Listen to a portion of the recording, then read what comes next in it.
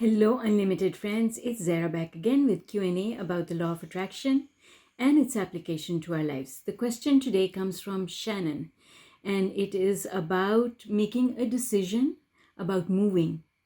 Let me read the question to you. It has to do with relationships and moving.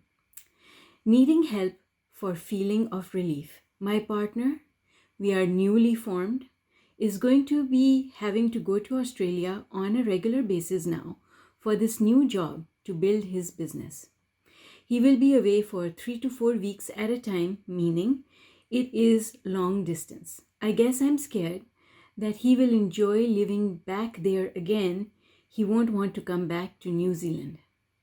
I am in the process of applying for the New Zealand police, so cannot shift countries.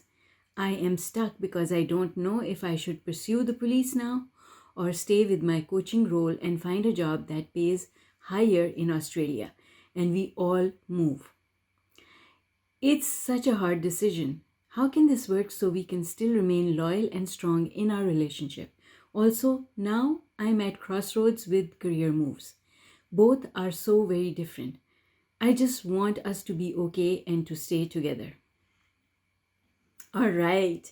Shannon, first of all, thank you for your question. I know that this subject is really important to you. And here's what I want you to focus on, Shannon. You are thinking that you have to make the absolute perfect and right decision. And that once you make your decision, then you're stuck with it. And that is never the case. Because you can try things out either way. Be flexible, be easy, flow with the stream instead of pushing against it. You are thinking far down the line, whereas all you need to think about is your next step. My next step, what should my next step be? So let me break this apart for you. Number one, you're saying that your partner has accepted a new job or business, and in this business, he's going to have to travel to Australia on a frequent basis, and when he's gone, he's going to be gone for a couple of weeks. And now this seems like a problem to you, but it's only a problem if you think it's a problem. You see? Let me explain. You see, you're jumping the gun by saying, what if he likes staying in Australia so much? But that hasn't happened today. It hasn't happened already. So it's not something that you need to take into account. If it happens, it might happen next year, it may happen in 2 years, or it may never happen. You don't have to take it into account in your decision-making process today. And that's the important thing that I want you to understand. You are making an assumption, but it could be that your boyfriend doesn't like going to Australia. That has also got a chance of happening. What if the frequency of his visits changes? What if he doesn't stay there for as long? And there's another very big assumption that you're making. This is a negative belief that I want you to just discard right away. And that is that long distance relationships are problematic, because that's what you say. It's going to be a long distance relationship and I'm scared. Well, sweetheart, don't be scared. There's nothing wrong with long distance relationships. In the history of mankind, many people have had long distance relationships and things have worked out all right. As an immigrant to Canada, I see families who are separated from each other because of immigration. Usually, one partner comes to Canada and then there's a process of sometimes 2 to 3 years before the family can come. It doesn't make those family bonds any weaker. It's the problem is only if you think it is a problem. And if you don't think it's a problem, then it's not a problem. So what you have to start saying is you've got to find the positive in it. Isn't it wonderful that he's going to be traveling and building a business? I'm excited for him. I'm happy for him. This is going to be good for us because it's going to bring more prosperity in to our little unit. because that's what you're looking at, a committed relationship with this person, right? So this is good. I want him to be happy. If he's happy, then we'll be happy together. And it's really going to be fun when he comes back home and we are able to spend time together. We are really going to get the most out of the time that he's back in New Zealand. See, it's a different way of thinking about the same situation. And I don't have to make any decisions taking this into account because this role is new for him. I don't even know that he's going to stay with this role. What if he doesn't stay?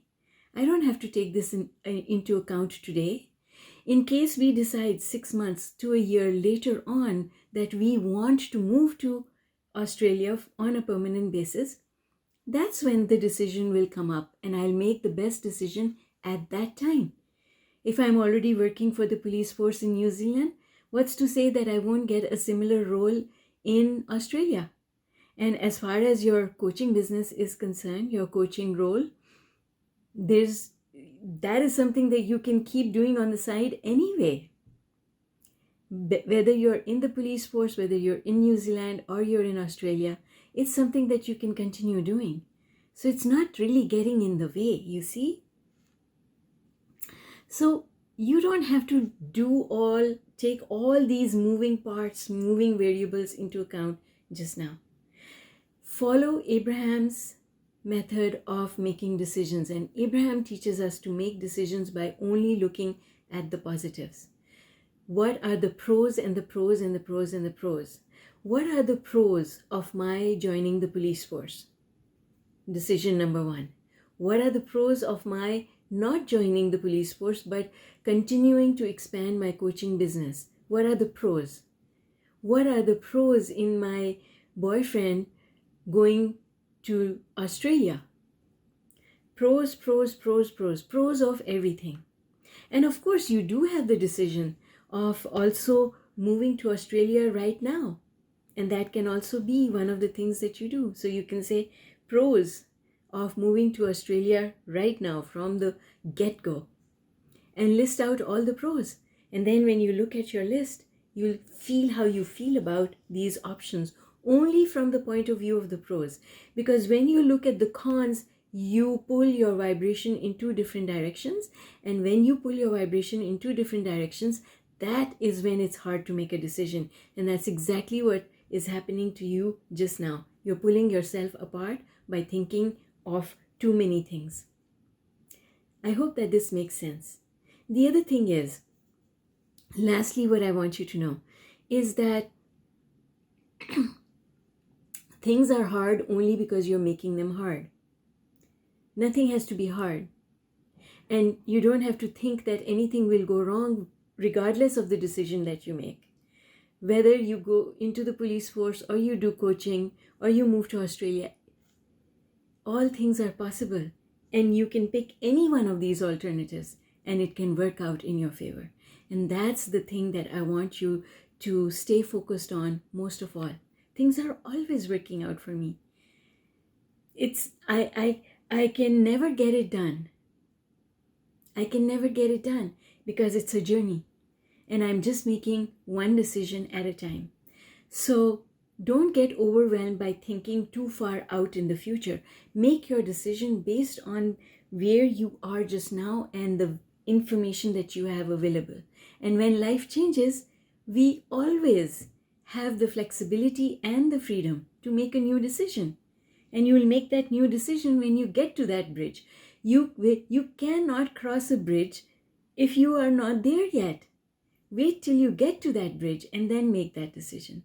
All right, Shannon, I hope that you find this helpful, and I hope everyone finds it helpful to see how decision making is done using the law of attraction. Love you all lots. I hope this was enjoyable.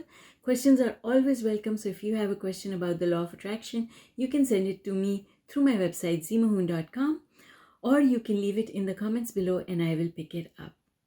Please do visit my website to look at my books. I'm the author of 16 books on the subject of law of attraction, and I have a number of online courses and programs, and I would love to see you in one of them.